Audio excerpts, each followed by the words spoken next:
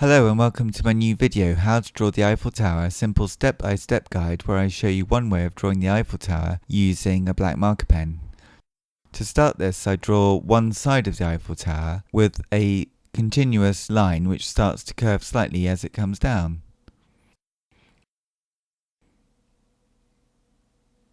For this drawing I'm going all the way to the bottom of the paper, and then I repeat the same step on the other side, copying the first line that I did in a symmetrical sort of way, so that I have two lines which are in symmetry to each other.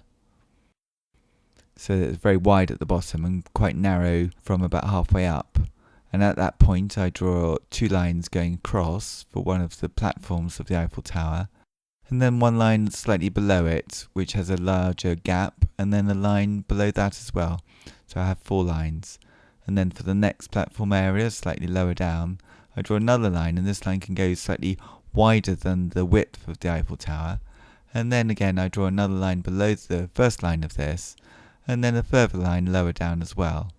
So now I have two sets of stripes on my Eiffel Tower. So the next step will be to find the halfway point, and to do that I just draw a line down the centre of the Eiffel Tower. And at this point here, I'll just make it go slightly to the right.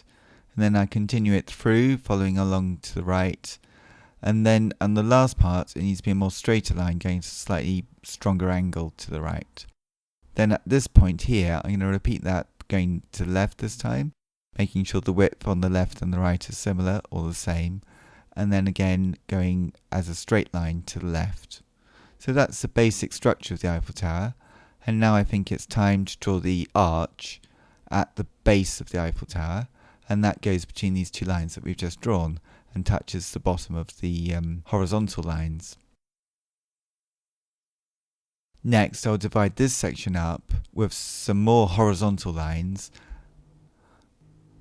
and then I'm going to put a cross on each one, which is just a simplified version of all the metal structure of the Eiffel Tower, because we're trying to keep this drawing as simple as possible. So the crosses on one side, I've done 3 crosses on one side, and then I just do 3 crosses on the other side. Right, I think next I'll just add in the little parts of the crosses down on those bits, and then the next stage will be to add some division lines between this little band in the middle. And then I'll divide that one and that one up again, and then I'll put crosses in those rectangles that I've just made after I do a couple of lines there. And these crosses again will just represent all of the structure within that area of the Eiffel Tower.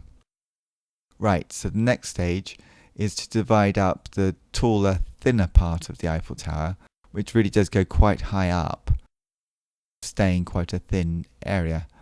And I divide that up, and the lines get slightly closer together as they get further up towards the top of the Eiffel Tower, but they don't get, they stay sort of a similar gap really. It's not like going away in perspective so much. So that's about right, I think, and on that I'll just put each one of these rectangles that I've created, I'll put just a simple cross in each one. And that will actually give quite a good impression, hopefully, of the structure of the taller part of the Eiffel Tower. So just these crosses will look more complex because they're smaller than the crosses which are lower down in the lower part of the Eiffel Tower. It's surprising how something so simple like just a cross within a rectangle can seem like quite a complicated drawing when it's looked upon as a whole thing. So going right up to the top here, I haven't done the very top of the Eiffel Tower yet, and now I've got all the crosses in, so I just work on the top bit a little bit. So what do I need to do here? It has a few small shapes and a little point. Just keep it really simple. Although I say keep it really simple, I want to get it straight, so I just need to make sure I've got that.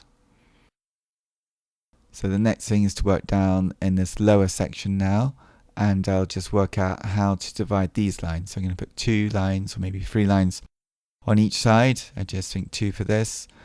So 2 lines on the right and now 2 lines on the left. And again, in the moment, I'm going to put some crosses on these lines to show the structure of the Eiffel Tower. So I do one lower down and then two more. So 1 and 2.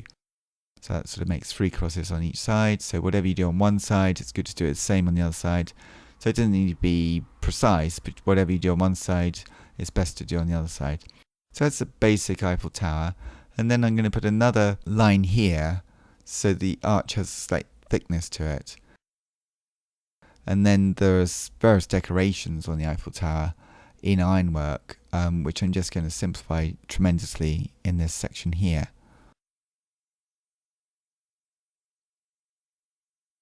And now again, I'm going to divide this area up, and these lines, unusually, they don't sort of go inwards so much, they're almost parallel. And again, we're simplifying it a lot, so just some lines with equal edges between them, and then we put crosses in again to make them seem like a complicated structure, when in actual fact they're not. So lots of crosses between these lines, and all the lines are evenly spaced. Now some of these lines, it would be good just to thicken up a little bit, so I just put the pen over the top of the pen mark that I've already got, just to make a slightly darker black line. And now I just divide up the next horizontal area, so it's not just a blank area, because any blank rectangle or part will come forward, will look like it comes forward, so I don't want any empty spaces because they'll come forward too much.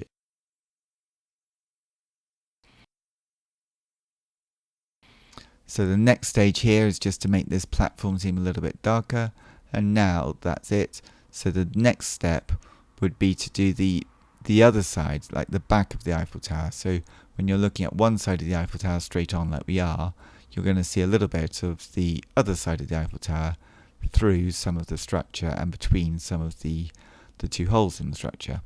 So the back legs will be shown, and there'll be 2 lines like this, and then the arch of the back part of the Eiffel Tower from the point of view of where we're seeing it. And then I'll repeat the shapes that we have in the front part, but just make them slightly smaller. And then the lines, because it's still the same thickness of pen, so I'm using the same pen throughout.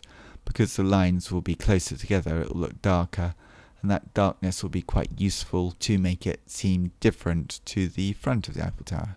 I think the Eiffel Tower is fun to draw in pen because all the basic shapes, the structure of the thing, are things that can be represented by a single black line. So just by drawing with a black line, you're sort of creating not just the basic shape, but also the end result, finished drawing structure of the tower.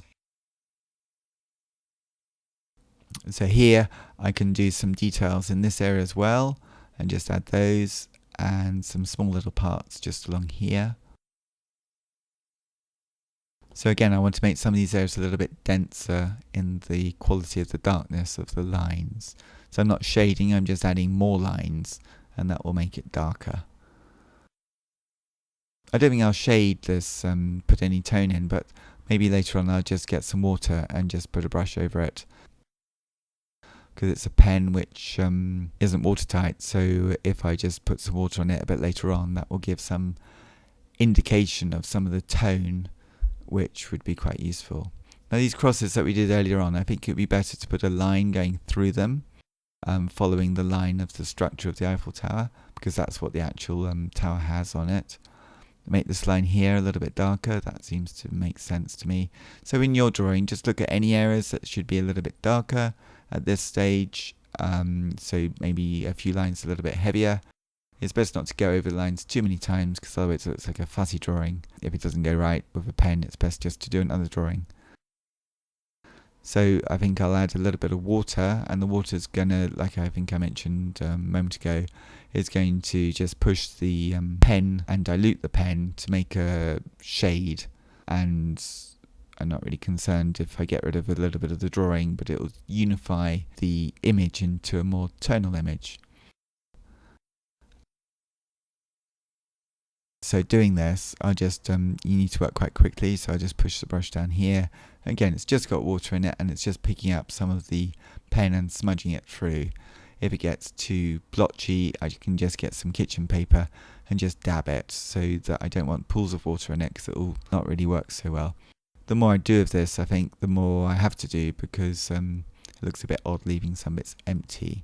So I'll just work out where I need to put the water just for a moment here. I think that's about enough, I'm not sure.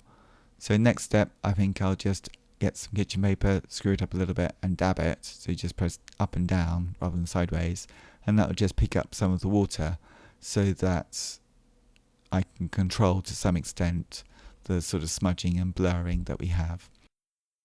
I hope you like this video, and please subscribe to Circle Line Art School, where I have many more art videos. Thank you very much for watching, and see you next time.